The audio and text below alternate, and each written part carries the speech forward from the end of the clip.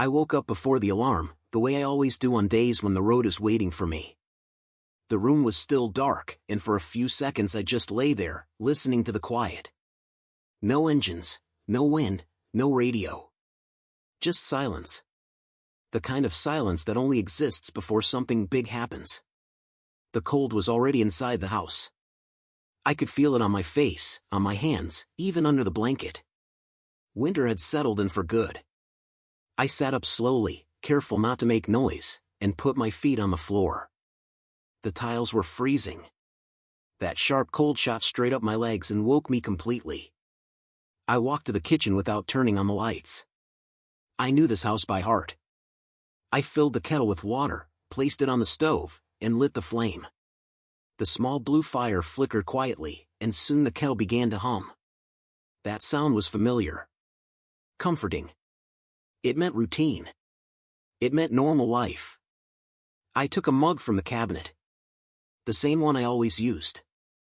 A little chipped on the side, stained from years of coffee. I poured the coffee grounds slowly, breathing in that bitter, warm smell.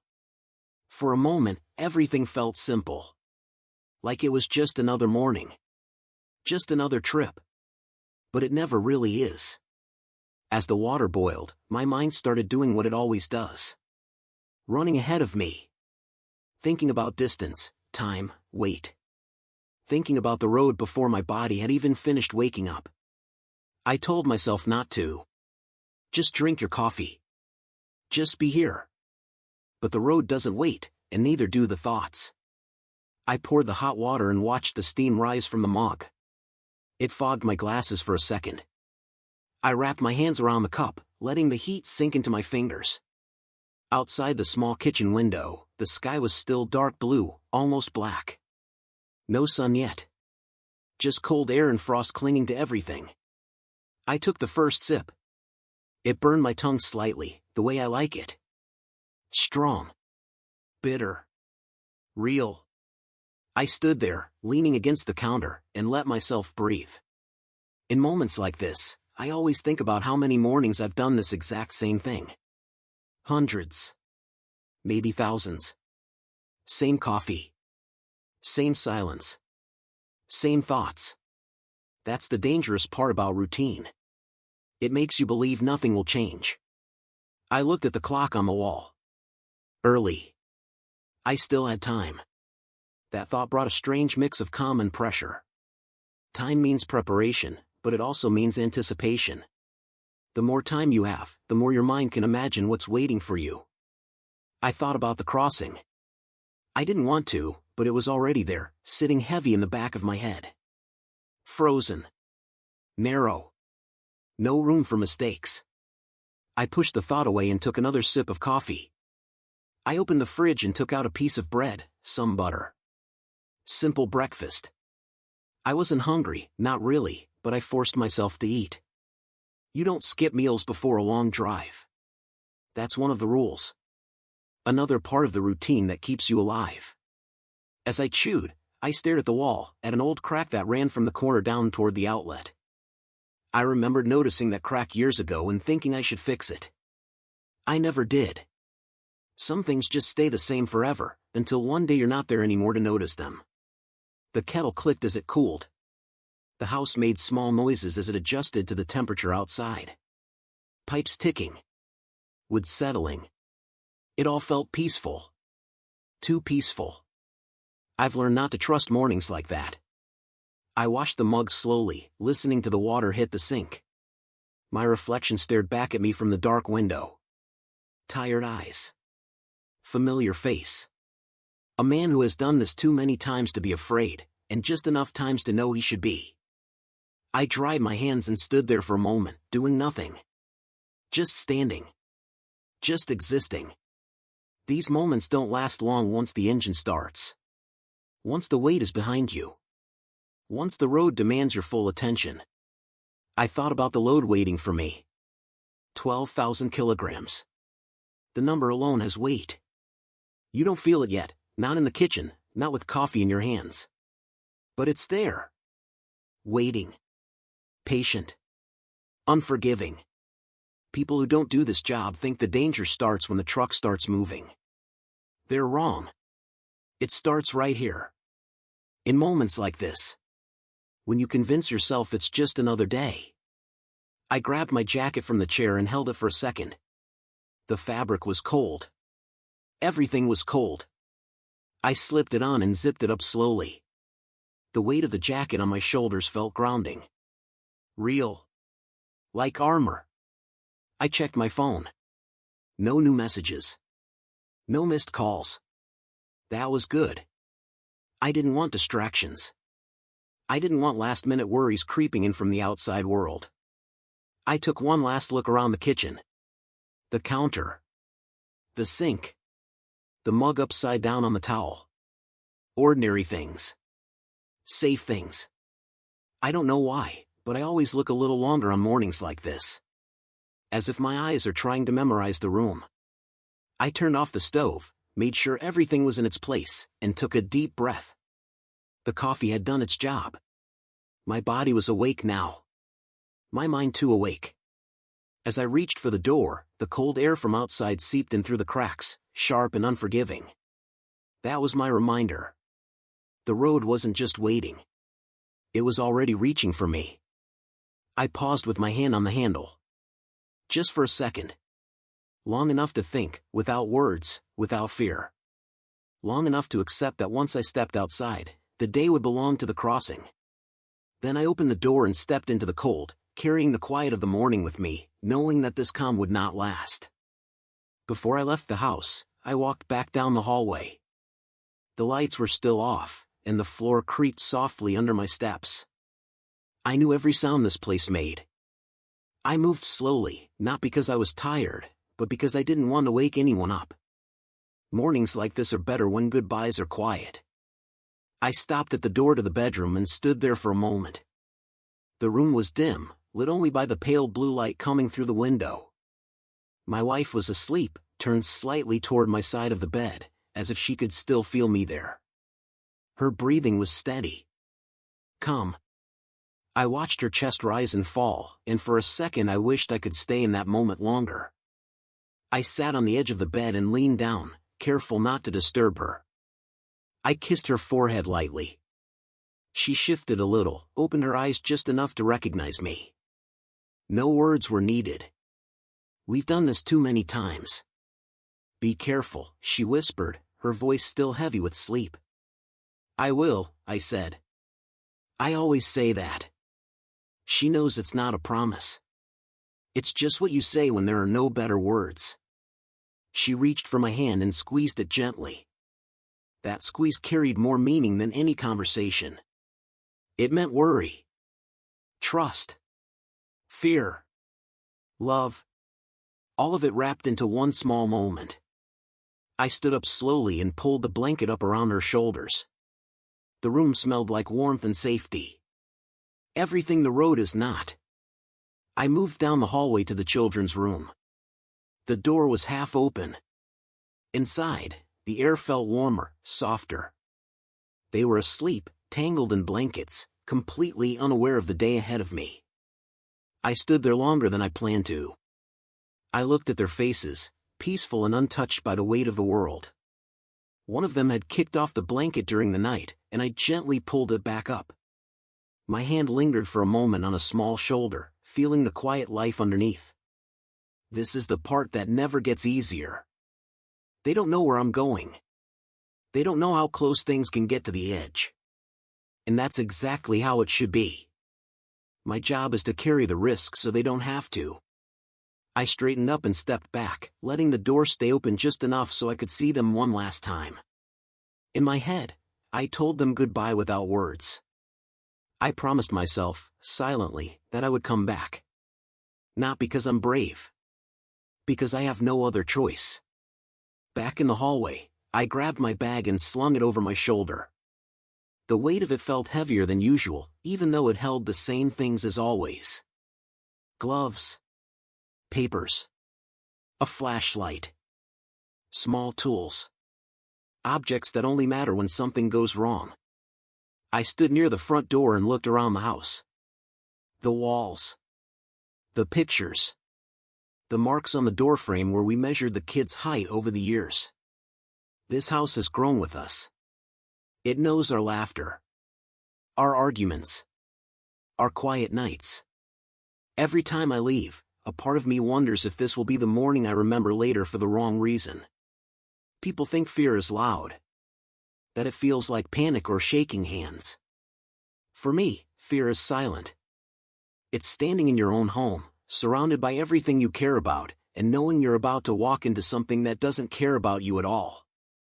I put my hand on the door handle but didn't open it right away. Instead, I closed my eyes and listened. The house was breathing. Pipes. Wind outside. A distant sound of nothing at all. Normal life continuing without me.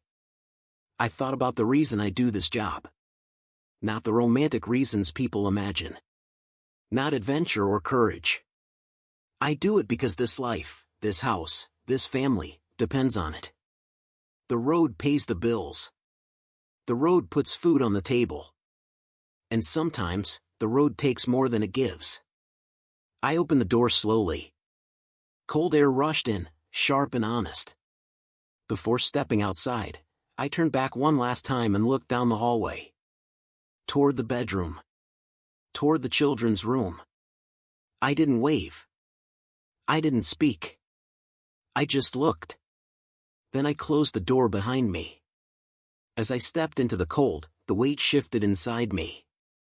From comfort to responsibility. From family to road. That line is thin, and I cross it every time I leave. I walked toward the truck knowing that everything behind that door was the reason I couldn't afford to fail today. The yard was quiet when I reached the truck. No voices. No movement. Just metal resting in the cold. The headlights were dark, the windshield covered with a thin layer of frost that caught the early light. From a distance, it looked calm. Almost peaceful. Up close, it was something else entirely. This truck and I have known each other for a long time. I've sat behind this wheel in rain, fog, heat, and snow. I know every sound it makes when something isn't right. I know how the engine should breathe, how the steering should respond, how the brakes should feel under pressure. Today, I needed it to behave perfectly. I unlocked the door and climbed inside. The seat was cold, stiff from the night. I placed my hands on the steering wheel and paused. This moment always comes before I turn the key. A quiet second where I remind myself that once the engine starts, everything becomes real. I turned the key. The engine hesitated, then came to life with a low, familiar rumble. Not aggressive. Not weak. Just steady. I let it idle, listening closely. Every vibration traveled through the frame, into the seat, into my body. Nothing sounded wrong. That didn't mean nothing could go wrong. It just meant we were still at the beginning. I stepped back outside to begin the checks. Tires first. I walked slowly around the truck, crouching down, pressing my boot against the rubber. Cold makes everything harder. Rubber stiffens. Metal tightens. Mistakes become less forgiving. I checked each tire carefully. One failure out there wouldn't just stop me. It would end me. Then the load. Even standing still, you could feel its presence. 12,000 kilograms of weight, secured behind me. That number doesn't sound real until you're standing next to it. Until you imagine that mass shifting, sliding, pushing forward when the road doesn't want to hold you anymore. I ran my hands along the straps, checking the tension. Tight. Secure. I leaned my weight into them, testing for any give. The load didn't move. That was good. It needed to stay exactly where it was, no matter what the road tried to do. People often ask if the truck feels different with a heavy load. The answer is always yes. Even before you start moving, you can feel it. It's like standing next to a sleeping animal. Quiet, but powerful. Patient. Waiting for gravity to do its job. I climbed back into the cab and adjusted the mirrors. Left. Right. Slight tilt.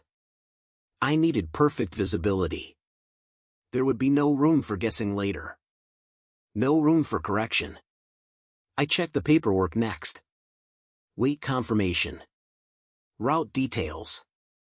Conditions. Frozen crossing ahead. Narrow. No alternate path. Once committed, turning back would not be an option. I folded the papers and placed them on the dashboard. Paper feels small when compared to ice and steel. Numbers on a page don't crack under pressure. Roads do. I took a deep breath and rested my forehead briefly against the steering wheel. Not in prayer. Not in fear. Just grounding myself.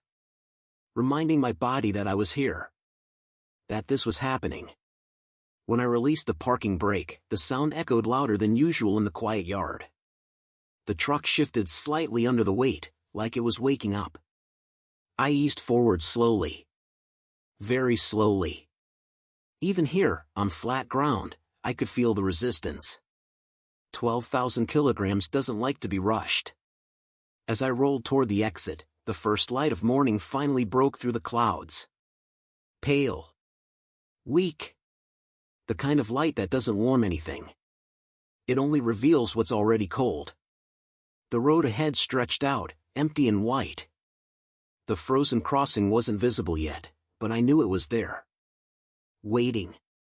Unchanged by my arrival. This is the moment where the job stops being theoretical. Where preparation ends and responsibility begins. The truck was ready.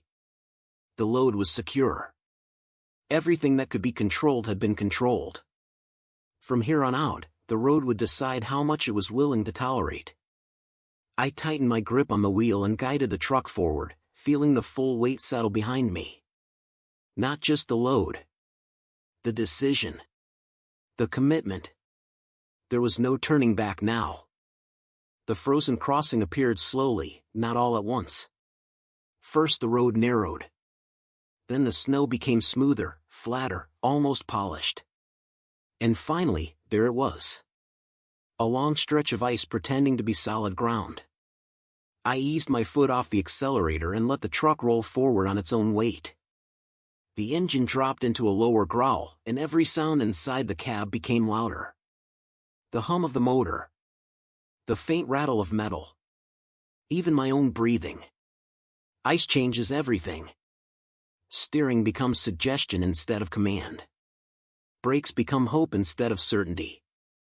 I kept both hands tight on the wheel, not squeezing, just firm. Any sudden movement here would be a mistake I wouldn't get a second chance to fix. The front tires touched the ice, and I felt it immediately. A subtle shift. A softness where there should have been resistance.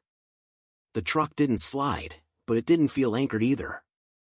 It felt like balance. Temporary balance. I looked straight ahead. Not to the sides. Not down. Just forward. The crossing stretched out in front of me, pale and silent, with nothing but cold air and distance on either side. No guardrails. No margin. The weight behind me pushed gently, constantly reminding me it was there. 12,000 kilograms pressing forward, trusting the ice to do its job. Trust is a dangerous thing out here. I kept my speed slow. Slower than instinct wanted. Slower than impatience would allow. Speed is the enemy on ice. Momentum doesn't forgive. Halfway in, the sound changed. A sharp crack echoed beneath the truck, quick and dry, like splitting wood. My hands tightened on the wheel without me thinking. The truck kept moving. The ice held. But the sound stayed with me, bouncing around inside my head. I didn't stop. Stopping is worse than moving. I stayed steady, breathing slow, keeping the wheel straight. Another crack followed. Then another. Each one felt closer than the last. This is where panic tries to enter. This is where your mind starts offering bad ideas. Brake. Turn. Hurry. I ignored all of them. I focused on what I could control. Speed. Direction. Breathing. The ice creaked under the weight, long low groans that vibrated up through the frame. It felt alive beneath me, like it was adjusting, complaining, deciding whether or not to cooperate. For a moment, the rear of the truck drifted slightly to the left. Not much. Just enough. My heart jumped, but my hand stayed calm. I corrected gently. Slowly. No sharp movements.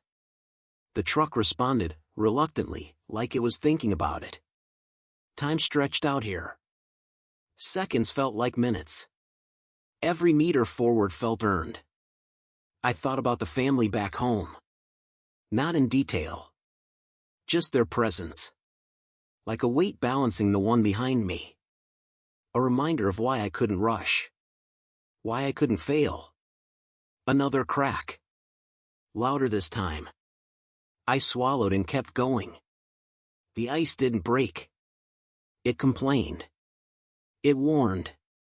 But it held. The far side started to look closer. Not close.